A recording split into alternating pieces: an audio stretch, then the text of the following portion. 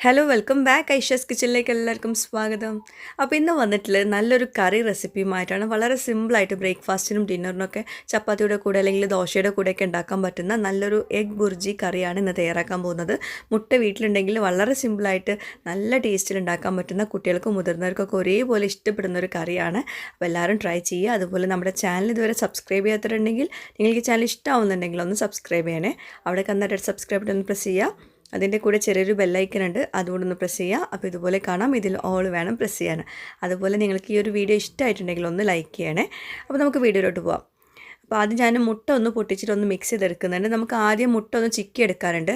അപ്പോൾ ഞാൻ 3 മുട്ട വെച്ചിട്ടാണ് ഈ ഒരു കറി ഉണ്ടാക്കാൻ പോകുന്നത്. 3 മുട്ട ഒരു ബൗളിലേക്ക് ഇട്ട് കൊടുത്തിട്ട് അതിലോട്ട് ആവശ്യത്തിനുള്ള ഉപ്പ് ചേർത്ത് കൊടുക്കുക. മുട്ട നമ്മൾ ഫ്രൈ ആക്കുമ്പോൾ അല്ലെങ്കിൽ ചിക്കി എടുക്കുമ്പം എത്രയാണ് ഉപ്പിടുന്നത് ആ ഒരു പരുവത്തിൽ ഉപ്പിടുക. ഒരുപാടൊന്നും ഉപ്പ് ചേർക്കണ്ട കേട്ടോ, നോർമലായിട്ടുള്ള ഉപ്പിട്ടാൽ മതി. എന്നിട്ട് നന്നായിട്ടൊന്ന് മിക്സ് ചെയ്ത് കൊടുക്കുക. എന്നിട്ട് നമുക്ക് ഒരു പാന് ചൂടാക്കിയിട്ട് അതിൽ വെളിച്ചെണ്ണ ഒഴിച്ചു കൊടുക്കുക. വെളിച്ചെണ്ണയ്ക്ക് പകരം നിങ്ങൾക്ക് വേണമെങ്കിൽ ബട്ടർ ചേർത്ത് കൊടുക്കുക കേട്ടോ, നല്ലൊരു ഫ്ലേവർ കിട്ടാൻ വേണ്ടിയിട്ട്. അപ്പോൾ ഞാനിപ്പോൾ നോർമലായിട്ട് വെളിച്ചെണ്ണയായിട്ട് ചേർത്തിട്ടുള്ളത്.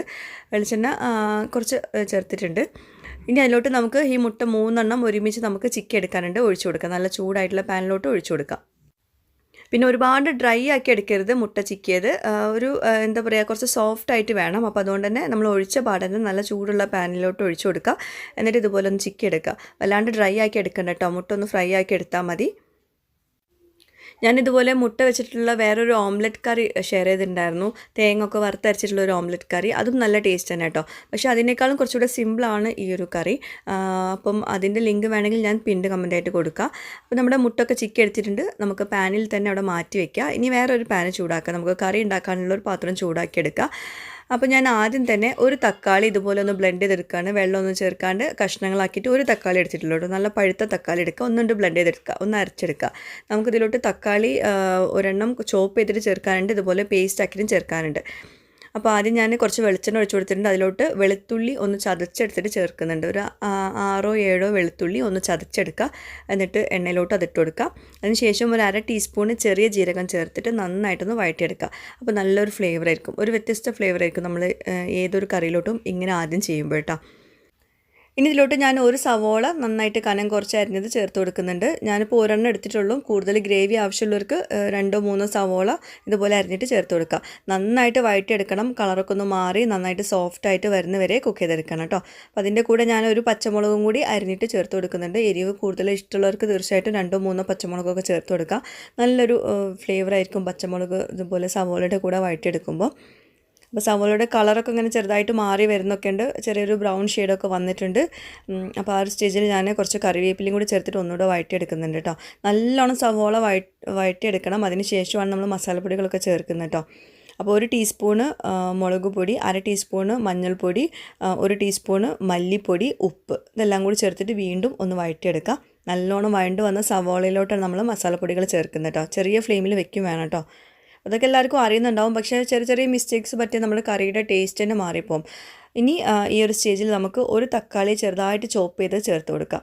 നമ്മളിപ്പോൾ മൊത്തത്തിൽ ഇതിലോട്ട് 2 തക്കാളിയാണ് ചേർക്കുന്നത്. ഒരു തക്കാളി ഇങ്ങനെ ചോപ്പ് ചെയ്തിട്ടും ഒരു തക്കാളി നമ്മൾ പേസ്റ്റ് ആക്കിയിട്ടും ചേർത്ത് കൊടുക്കുന്നുണ്ട്. അപ്പോൾ തക്കാളി നന്നായിട്ട് കുക്കായ ശേഷമാണ് നമ്മൾ മുട്ട ചിക്കി എടുത്ത് ചേർക്കുന്നത് കേട്ടോ, അതൊന്ന് ശ്രദ്ധിക്കുക. അപ്പം നന്നായിട്ട് മിക്സ് ചെയ്യുക. എന്നിട്ട് ഇത് നന്നായിട്ട് ഉടഞ്ഞ് വരണം. തക്കാളിയും ഉള്ളിയൊക്കെ നന്നായിട്ട് സോഫ്റ്റായിട്ട് നന്നായിട്ട് കുക്ക് ചെയ്ത് വരണം. അതിന് ശേഷമാണ് നമ്മൾ മുട്ട ചിക്കി ചെയ്ത് ചേർക്കുന്നത്. അതുവരേക്കും നന്നായിട്ട് മിക്സ് ചെയ്ത് കൊടുക്കുക. അപ്പോൾ ആദ്യം തന്നെ നമ്മൾ വെള്ളം ഒഴിച്ചു കൊടുക്കരുത്. ഈ തക്കാളി ഇതിൽ നന്നായിട്ട് സോഫ്റ്റായിട്ട് വന്ന ശേഷമാണ് നമ്മളിതിലോട്ട് 1 കപ്പ് ചൂട് വെള്ളം ഒഴിച്ചു കൊടുക്കുന്നുണ്ട്. അത് ഗ്രേവി ഒന്നിങ്ങനെ തിക്കാവാൻ വേണ്ടിയിട്ട് മാത്രമാണ് വെള്ളം ഒഴിക്കുന്നത്. അതിനുശേഷം നമ്മൾ കുറച്ചുകൂടി വെള്ളം ഒഴിക്കുന്നുണ്ട്.